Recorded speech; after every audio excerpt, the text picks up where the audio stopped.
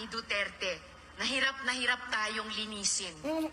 Ang kadiliman noong panahon niya ay talaga namang nanuot sa ating lipunan. Anong pinagsasabi mo, Hontiveros? Na kadiliman. Alam mo, Hontiveros, 2 buwan kaming walang trabaho kasi may pandemic sa panahon ni Tatay Digong. Hindi kami nagugutom. Masagana ang ayuda.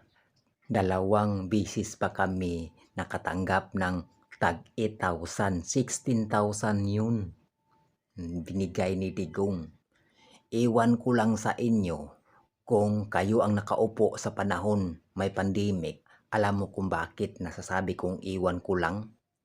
Kasi sa panahon ng Yolanda, naranasan ng Tagalite, kahit isang city lang yan, hindi buong Pilipinas, kasi ay ang pandemic buong Pilipinas. Ang ikumpara natin, ikumpara natin, Hontiveros, sa panahon ng partido mo na si Pinoy, isang city lang, Liti, nagugutom ang mga tao kasi kontinirban na ayuda galing sa ibang bansa.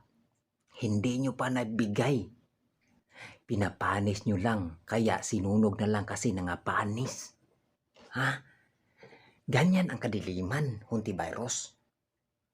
Puro kasatsat, bakit ka nananalong bruha ka?